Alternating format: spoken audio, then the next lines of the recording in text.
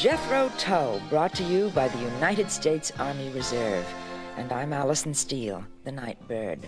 The old rocker wore his hair too long, wore his trouser cuffs too tight,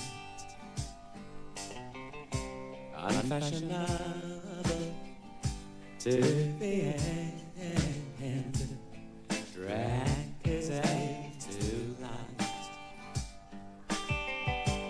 Dance at bells buckle yesterday's dreams, the transport cab prophet of doom, ringing no change in his double sound seems in his post war babe gloom. Now it's too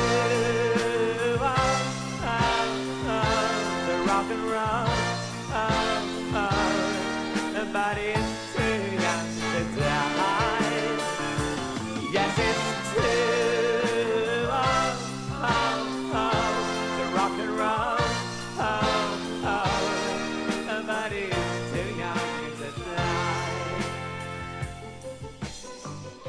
He once had a Harley Davidson and a Triumph Bonneville, counted his friends in Burntown Spark Plus, praised that he always will. But he's the last of the blue bloods, a greaser boys, and all his mates are doing time. Married with 3 kids, up on the ring road, sold the soul straight down the line. And some of them own little sports cars and meet at the tennis club dues, but drinks on a Sunday, work on Monday, they crowd away the blues, so white shoes. Now they're too the rock and roll, and they're too young to die. Oh, yes, they're too the rock and roll, and they're too young to die.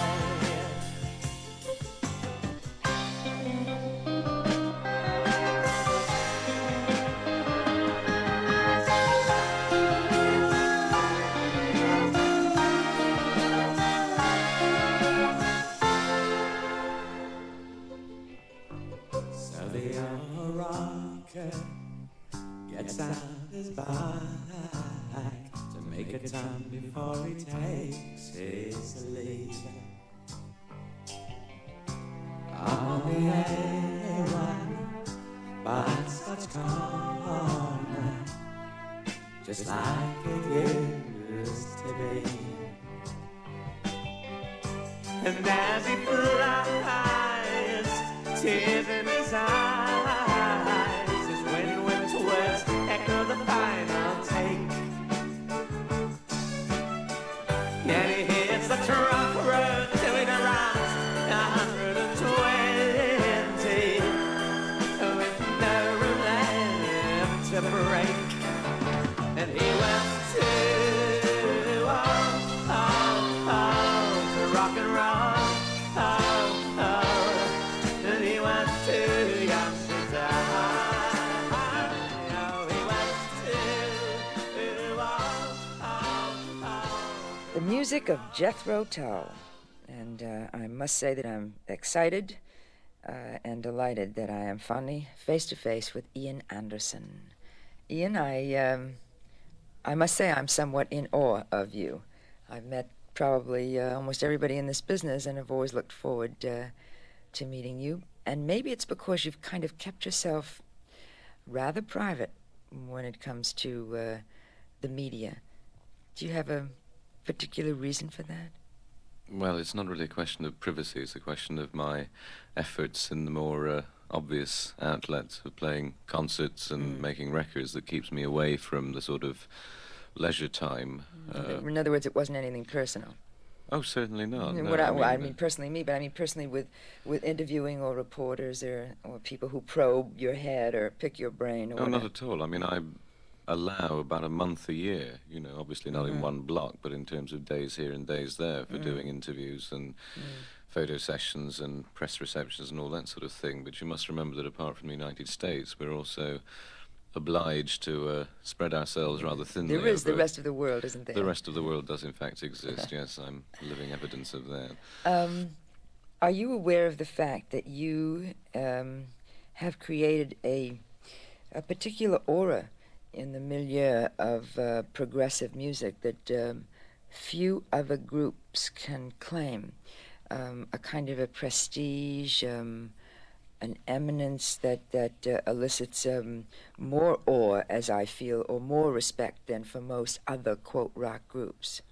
Well, it's very gratifying to hear you say that, but I would suggest that, amongst the major groups of the world, most of whom are, of course, from Britain, but I mean, you've got your Mick Jaggers and your Elton Johns and your David Bowies and your Who's and your... Absolutely, but and Jethro, they're all every bit as full of charisma in their own right, and yes, but possibly more full than I am. Different. Jethro Tull is different. It's, I don't know. It's like, to me, Mick Jagger's the kind of performer where you get up down to the front where you, hey, Mick, how are you, baby? That kind of thing. It's kind of a funky relationship where I don't feel that, and I've observed that the audience, they're rather... a kind of much more separated. They seem to be, it's a more mysterious charisma than relatable. Well, let's suggest this is a proposition then, that I, rather than treating audiences as a mass and inviting them to respond as a mass, as a collective entity, I do set out to entertain people on a one-to-one basis, and however impossible that might be in, say, Madison Square Gardens, I nonetheless make that attempt to reach people as individuals, all with their own special traits and characters. I mean, I look at separate people, I play to separate people, and I hope that the music that I play and sing to them is something that means something separate and different to each individual in the audience. I tend to discourage sort of mass hysteria because I find it to be a separate entity that has little to do with the music. I mean, one can boogie on a sublime and yet ridiculous level without really getting much of the music, if you see what I mean. So I try to... I don't actively discourage it, but I try to present them with something different, which is a more personal and intimate approach, which is difficult in the big venues that we play. This is exactly what I was getting at, and I think that and I think I know it's so unique because it waters down the enjoyment, as far as I'm concerned, of a lot of the music because of the fact that apparently a lot of groups have not figured out what you figured out, and that with that kind of mass hysteria that comes from over those footlights, there's a certain lack of understanding and enjoyment of the music. I mean, it's just not possible. You can't be shouting and listening at the same time. Ian, with your permission, we're going to take a moment here for a word from Army Reserve. You learn what you're made of while you're earning your share. In the Army Reserve, you'll be proving that you care. While you're serving your country and your future besides, as a part-time soldier with full-time pride. Full-time pride. You earn when you serve in the Army Reserve, and part of what you earn is pride. When you serve in the Army Reserve, you learn a skill and earn a second income. But there's another part to what you earn. It's something you pay for with your sweat, your spirit, your mind, and your time. And it's called pride. You earn when you serve in the Army Reserve, and part of what you earn is pride.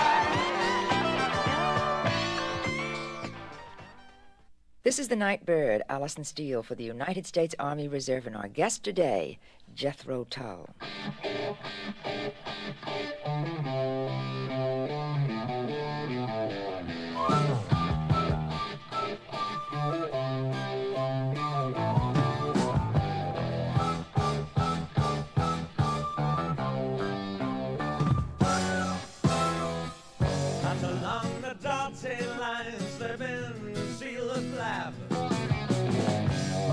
competition crazy, though you wear the dunce's cap. Oh, in a fortnight in the deep line up for the big handout. You'll never know unless you try what the winning's all about. Be a quiz kid. Oh, be a whiz kid. Yeah, be a quiz kid.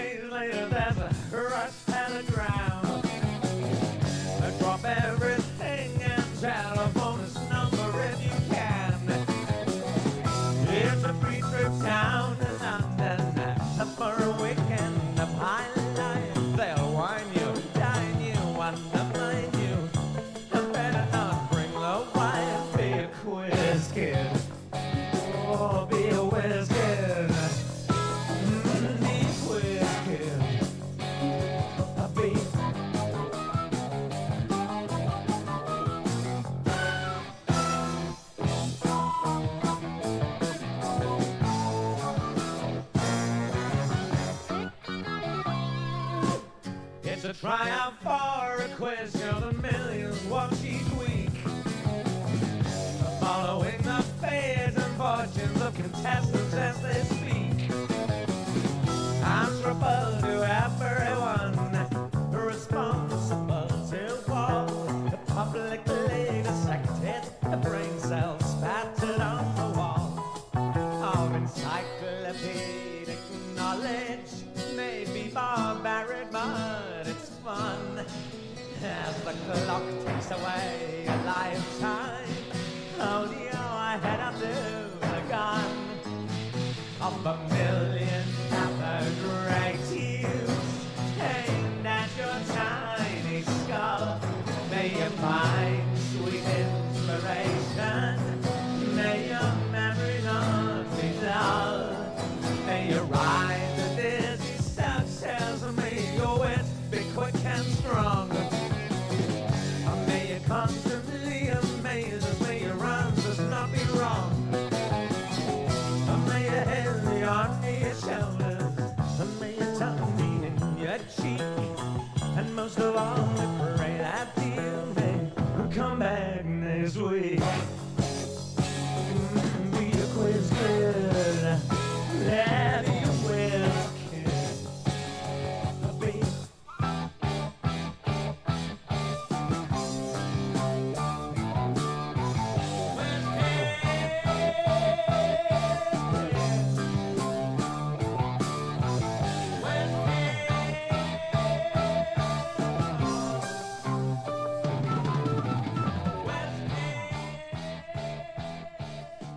The music of Jethro Tull from the current album, Too Old to Rock and Roll, Too Young to Die, one of the longer titles, but it packs a wallop.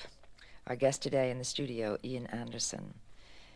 That title, Ian, is... the sort of title to invite a lot of criticism and reaction, which is one of the reasons it's there. Is it ever? Such a controversial bunch of words. Mm. Have you experienced that as you've traveled around? Has it offended some people? Has it... Well, no, it merely invites the sort of questions, are you too old to rock and roll? I mean, directed at me. Or is Mick Jagger too old to rock and roll? Or are we all too old to rock and roll? Maybe we should give way to something else. And unless people are prepared to ask those questions, I think we will eventually necessarily give way to something else. Rock music must constantly revitalize itself by questioning its own validity at any point in time. As indeed a newspaper like Rolling Stone, as soon as it stops to question itself as an authority, becomes merely part of the establishment, part of the media system, and for me ceases to have any validity at all because of the motivation. It's stopped asking questions of itself. Yes. You know, I think rock music as a music style of the last 15 years or so is in danger of taking itself for granted. It's becoming almost, well, not seriously enough, in my opinion. I mean, it's become a definite money spinner, a definite commercial enterprise. The rock industry embodies huge companies, hundreds of thousands of employees, and turns over millions and millions of dollars, pounds sterling, German marks, etc. every year. And consequently, it has now become a system which people are reluctant to have upset. And unless we're prepared to ask questions like, you know, are we all too old to rock and roll? Or is indeed what we're doing rock and roll any longer? Is it not perhaps something else? Ian, we're going to take a moment here for a word from Army Reserve. Hi, this is Dewey Bunnell of the Group America. When you serve in the Army Reserve, you learn a skill and earn a second income. But there's another part to what you earn.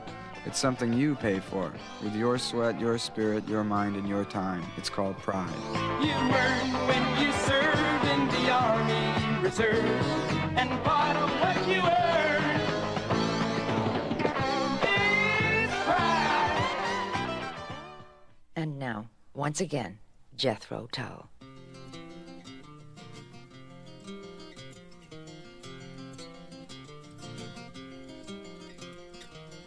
Really don't mind if you sit this one out.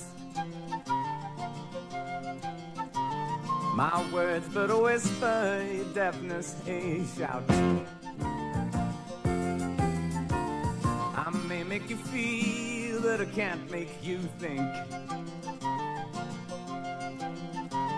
Your sperm's in the gutter, your love's in the sink.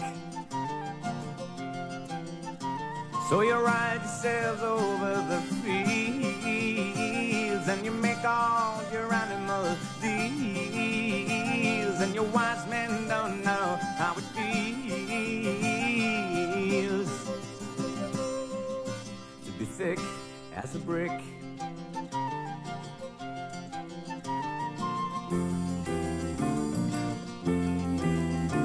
And the sandcastle virtues are all swept away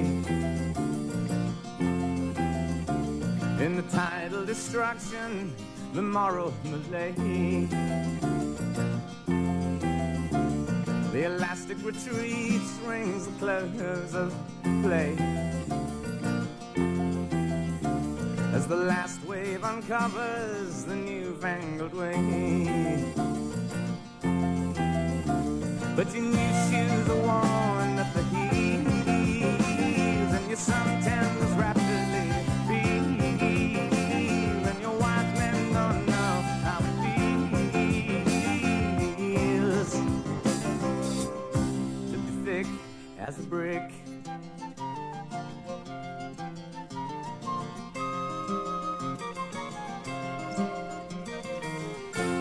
And the love that I feel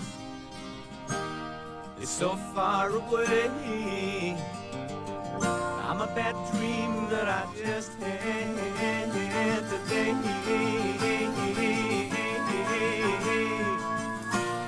And you shake your head, you said it's a shame.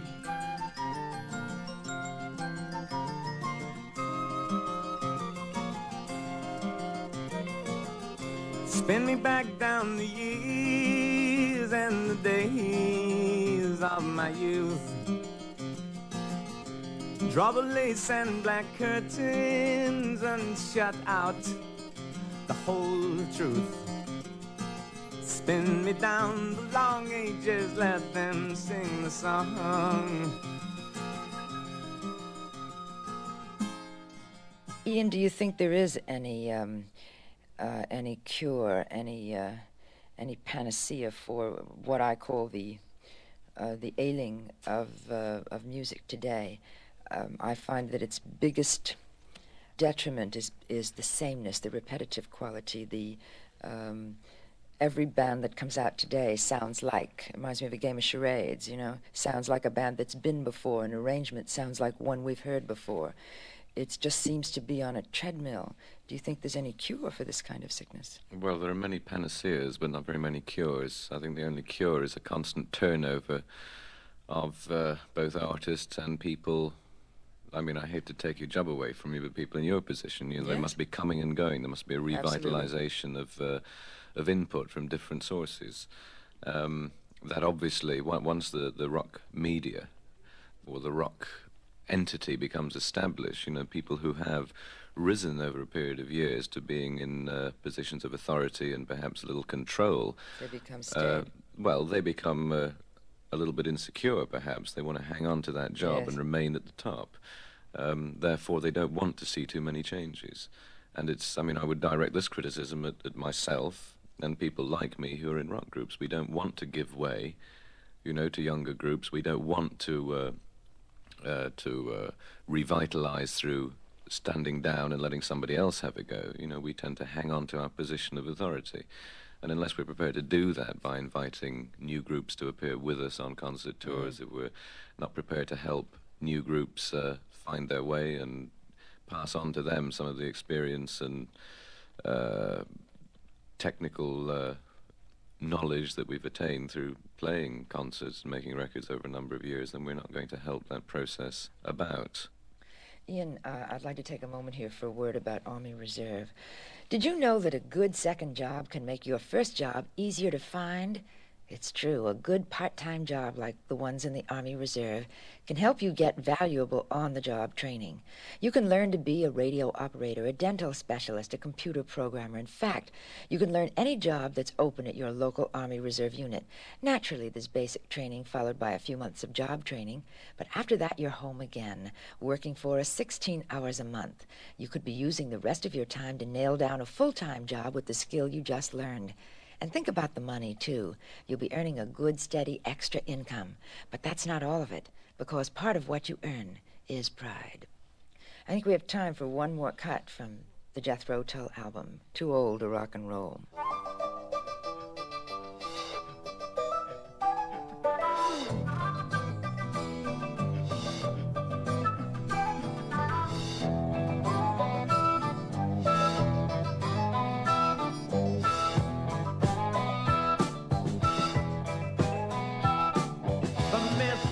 The beaches, the train rolls into the station.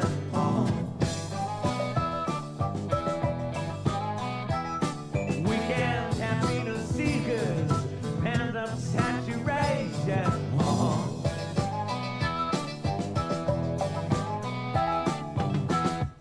Oh, we don't mean anyone any harm. We went on the Glasgow terrain. I'll see you at the Pleasure Beach roller coaster hero.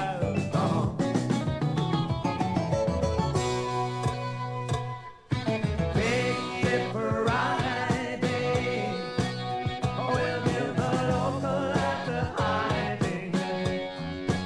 Hear the heat from the ladies, they're hanging out in the penny arcades. Shaking up the town ballroom, throwing up in the band room, lying ladies in the back room. Well, the big paper is weekends, the big paper is weekend rain. Our guest today, Jethro Tull, and this is the Nightbird, Allison Steele, reminding you that in the Army Reserve, part of what you earn is pride. Rich widow landlady, give me a spare front doggy. If you're 39 or over, I'll make love to you next Thursday.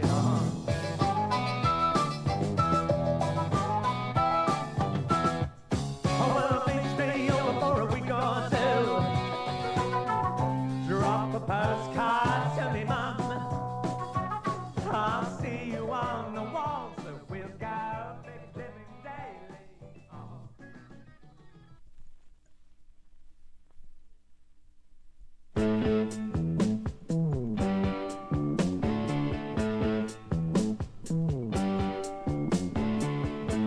Jethro Tull, brought to you by the United States Army Reserve, and I'm Allison Steele, the Nightbird. Well, the dawn was coming, heard him ringing on my bed. They say my name's a teacher, oh, that is what I call myself. And I have a lesson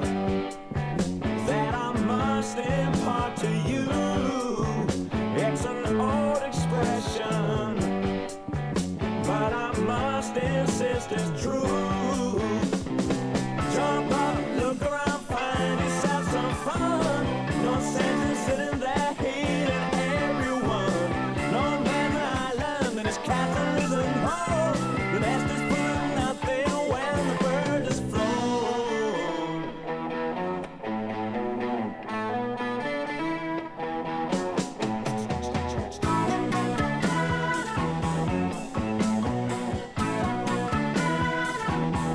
So I took a journey through my world into the sea. With me when the teacher who found fun instead of me. Hey man, what's the plan? What was that you said? Suntan, drinking, had lions there in bed. I tried to socialize, but I can't seem to find what I was looking for. Got something on my mind.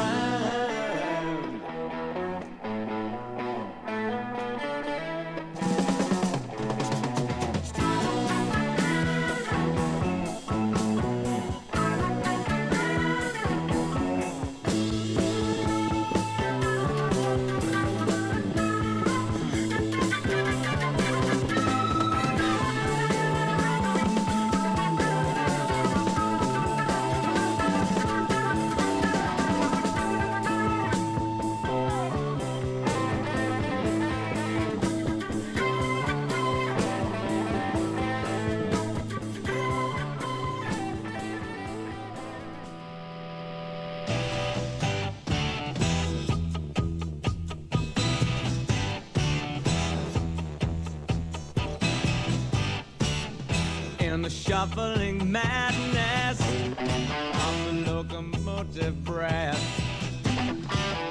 runs the all-time loser headlong to his death. Oh, it feels a piston scraping, steam breaking on his brow. Old Charlie stole the handle, and the train it won't stop going, no, it just slow down. Oh, he sees his children jumping off the stations one by one. His woman and his best friend in bed and having fun.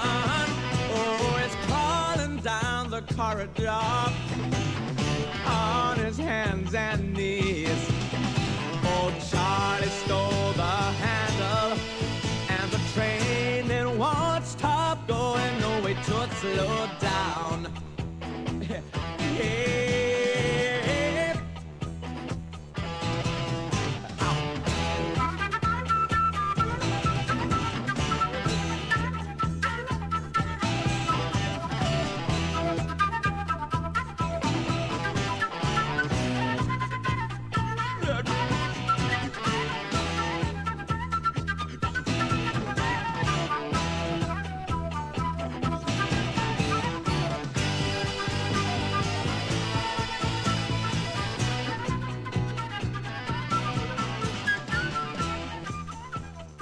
Jethro Tull, and some of the, I should say two of the most popular of his tunes, Teacher and Locomotive Breath from Aqualung.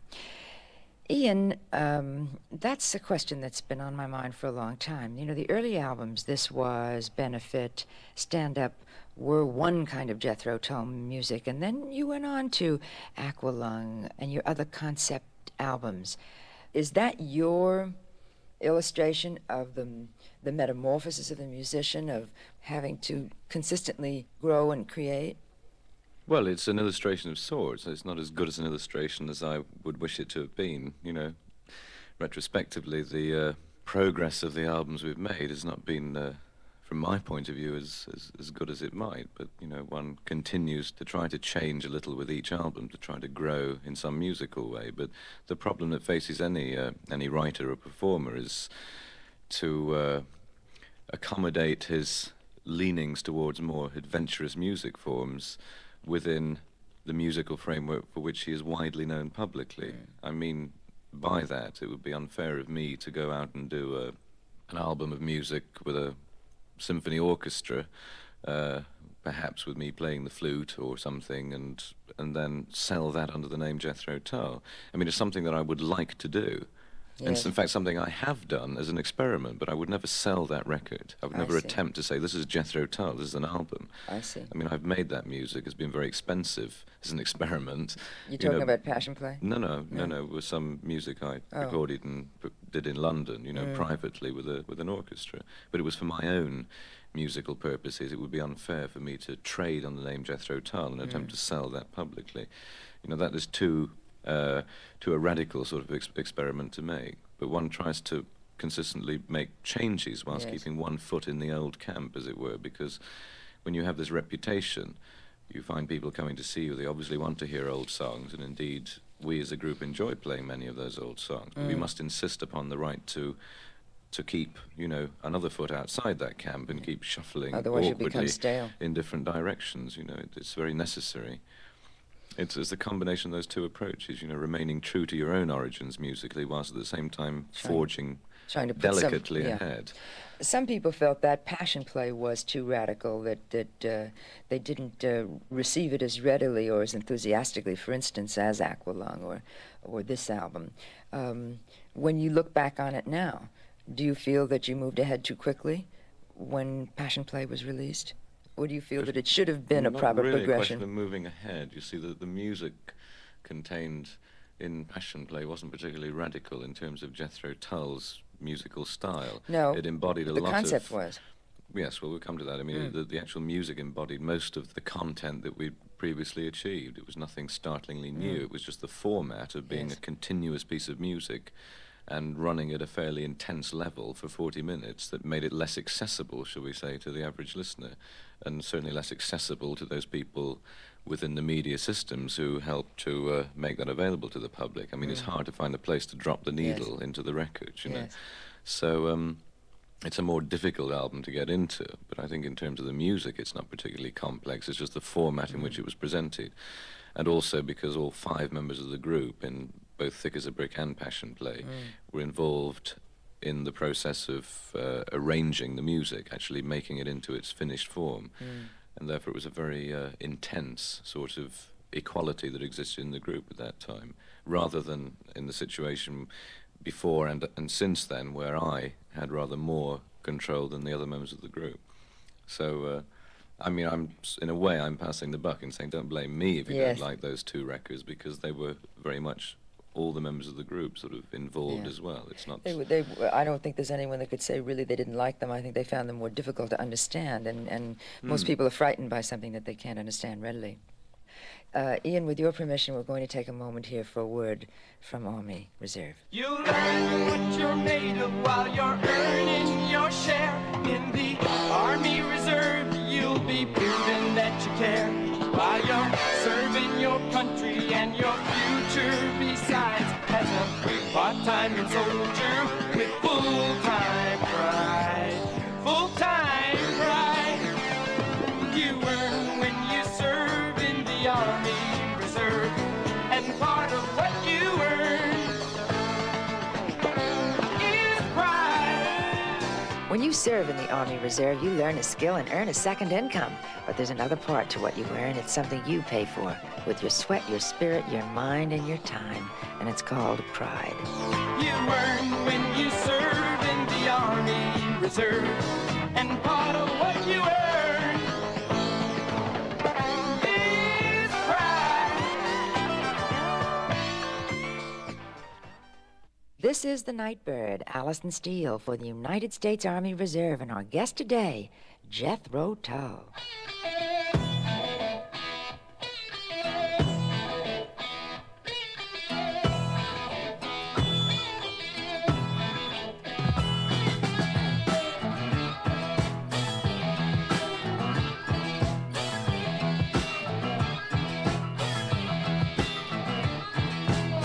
Shake a leg is the big rise. Can't find a taxi, can't find a bus. Body's jammed in the underground, evacuating London town.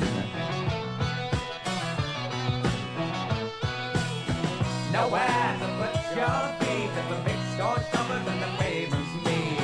Red light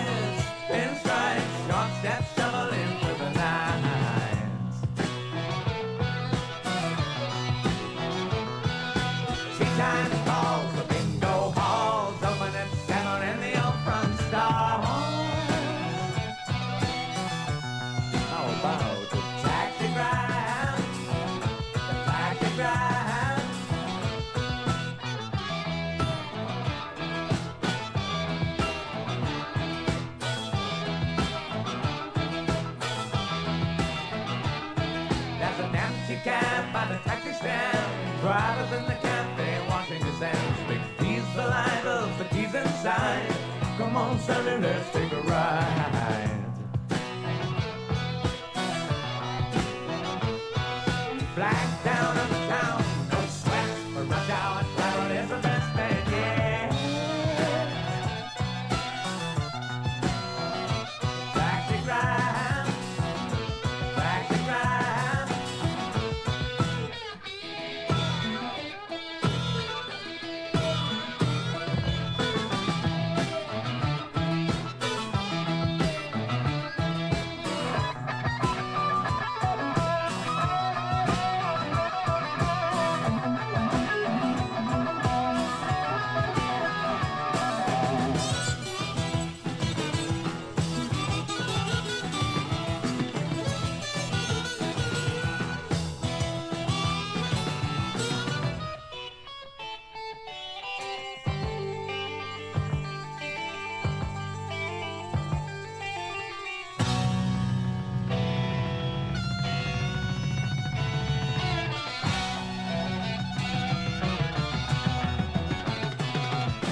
Take a leg, it's a big rush. Can't find a taxi, can't find a bus. The body's jammed in the underground, evacuating London town.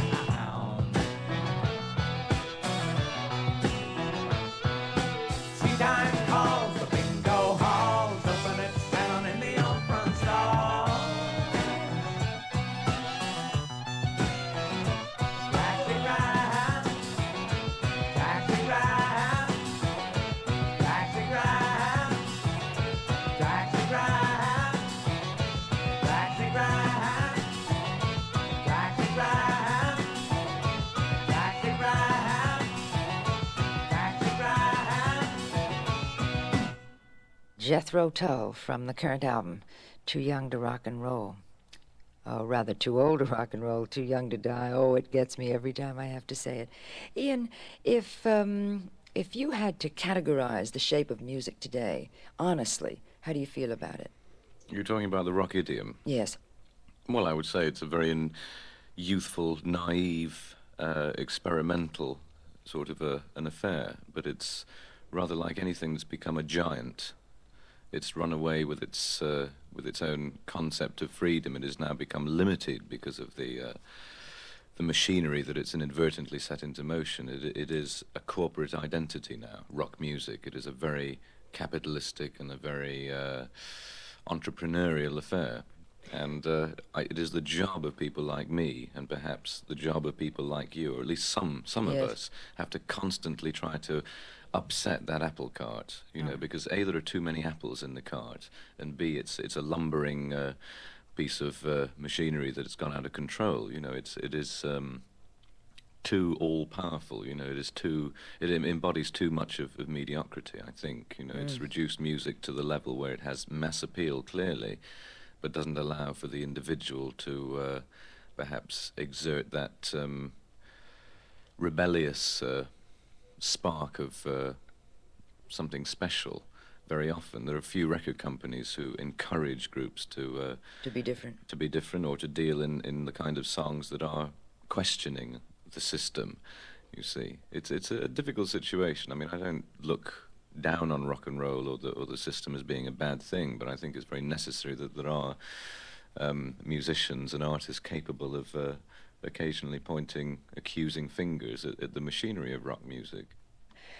Ian, we're going to take a moment here for a word from Army Reserve. Hi, this is C.F. Turner from Backman Turner Overdrive. When you serve in the Army Reserve, you learn a skill and earn a second income. But there's another part to what you earn. It's something you pay for with your sweat, your spirit, your mind, and your time. It's called pride. You earn when you serve in the Army Reserve, and part of what you earn is pride. And now let's hear another cut from the Jethro Tull album.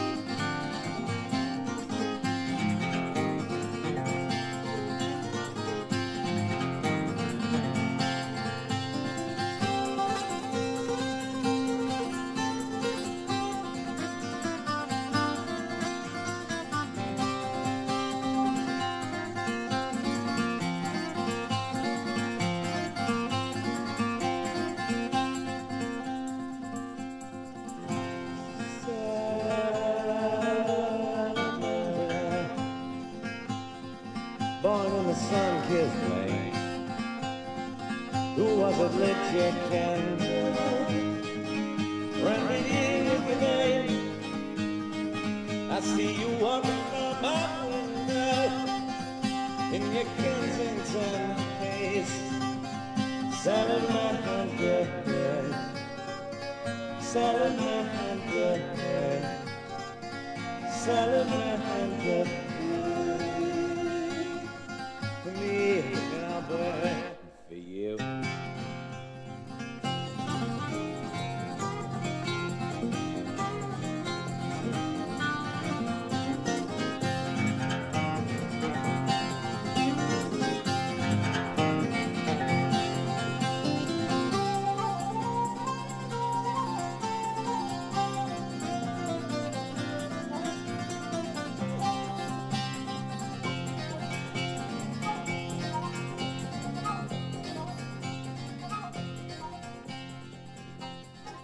The ever-exciting sound of Jethro Tull. Ian, one of the things that I'm concerned about is the ability of the new artist to be innovative. Now, you, of course, are established, you're revered, you have a prestige, so that if you come along with something quite radical as you did with your concept albums, they're accepted. They have to be. But what about the new artist?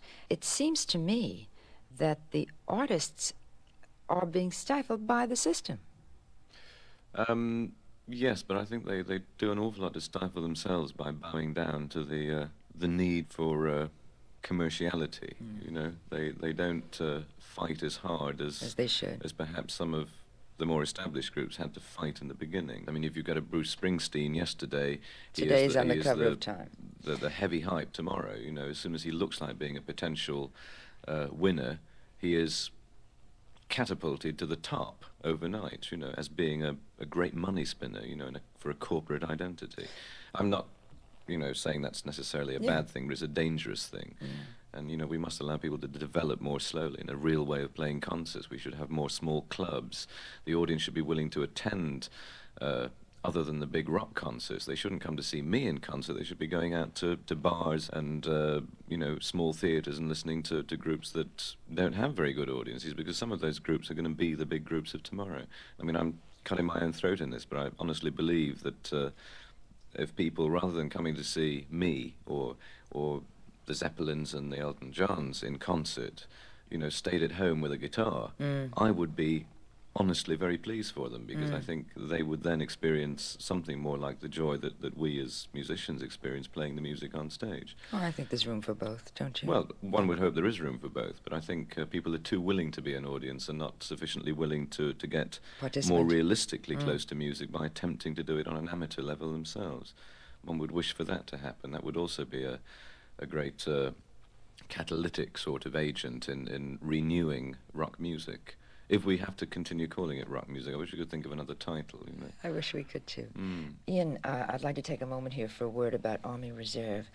Ever since you were old enough to work, people always told you you can't get a good job without experience. But you were always smart enough to know that you couldn't get any kind of experience unless someone gave you a job. Now there's a way to get the training you need and a great part-time job without any experience at all. The opportunity has been here all along, and it's called the Army Reserve. And if you go to your local Army Reserve Center, they will show you a list of part-time jobs they're trying to fill right now. If you qualify, you'll have a choice of any job on that list. All you have to do is to sign up for one. And the Army Reserve will train you in the skill it takes to do it. What's more, they'll pay you full Army salary while you're training away from home. And after a few months, you'll return home better prepared for getting that full-time civilian job. And you'll have the part-time job you were trained for. Sure, the money's good, but remember, part of what you earn is pride. And now, once again, Jethro Tull.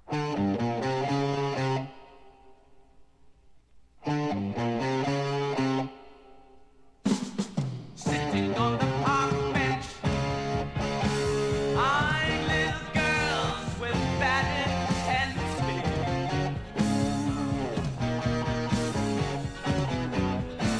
Snot's running down his nose, greasy fingers smearing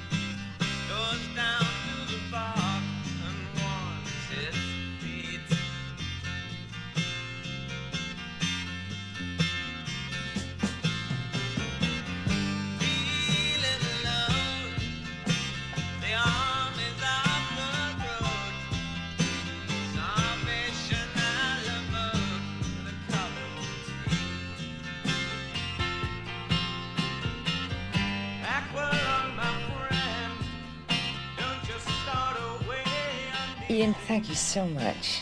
Pleasure. Thank you. Our guest today has been Ian Anderson of Jethro, Tull, and this is the Nightbird, Allison Steele, reminding you that in the Army Reserve, part of what you earn is pride. Do you still remember December's foggy freeze when the ice that clings on to your bed